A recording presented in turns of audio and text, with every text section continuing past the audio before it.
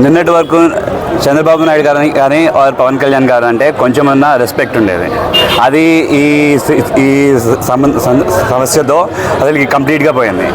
ఎంతవరకు పాలిటిక్స్ చేయాలన్నా కూడా మీరు అదేంటిది పాలిటిక్స్ పార్టీ వరకు కానీ వారు వ్యక్తిగతంగా చేస్తే బాగుంటుంది. అంతేగాని ఇంత నీచంగా దేవుళ్ళని తీసుకొచ్చి వెంకటేశ్వర స్వామిని తీసుకొచ్చి ఇట్లా రోడ్డు తీసుకొచ్చి చేయడం అసలు కరెక్ట్ కాదు. అసలుకి ఎంత దారుణంగా ఎవరైనా ఎట్లా బిహేవ్ చేయగలుగుతారు? దేవుళ్ళని మన అందరం నమ్మే బాలాజీ స్వామి కానీ తిరుపతి స్వామి తిరుపతి దేవుళ్ళనితో ఎట్లా చేయగలుగుతారని నాకు ఇప్పటికీ కూడా అర్థం కాదు.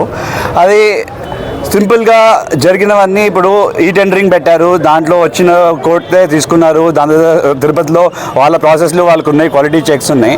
అవన్నీ అయిపోయిన తర్వాత మళ్ళీ ఇప్పుడు ఇదేంటిది నెయ్యిలో ఏదో అడల్ట్రేటెడ్ నెయ్యి తీసుకొచ్చారనేది అబద్ధాలు చెప్పి ఇట్లా వైసీపీ మీద రుద్రం కానీ మా లీడర్ జగన్మోహన్ రెడ్డి మీద ఇట్లా చేయడం కానీ కరెక్ట్ కాదు. నీచమైన పాలిటిక్స్ ఇవి. దీన్ని ఎవరు ఎంకరేజ్ చేయకూడదు. అసలుకి చంద్రబాబు నాయుడు లాస్ట్ 100 daysలో అతను చెప్పిన సూపర్ 6 కానీ ఏవైనా కానీ ఏవి కంప్లీట్ చేయలే, ఒక పెన్షన్ తప్ప.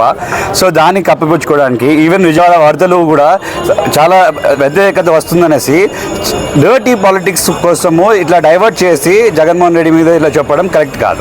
నిజంగానే అయింటే కూడా జగన్మోహన్ రెడ్డి గారు చెప్పినట్టు ఇదేంటిది సిబిఐకి ఇవ్వండి, లేకపోతే సుప్రీంకోర్టులో పిల్ వేసాం కదా దాంట్లో కూడా మీరు కూడా పార్టిసిపేట్ కాండి. అంతేగాని మీరు ఏదో అదేంటిది చెప్పారు, బ్లాక్ లిస్ట్ చేశారన్నారు, దాని మీద ఏం యాక్షన్ తీసుకోలేదు. అఫ్కోర్స్ మీ గవర్నమెంట్ ఉంది కాబట్టి మీరు ఏమైనా చెప్తారు. నిజంగానే this is a very serious issue. అందరూ చాలామందికి చాలా సెన్సిటివ్ అయిన ఇష్యూ. సో ఇట్లాంటి ఇష్యూనైనా మీరు సిబిఐకి ఇచ్చే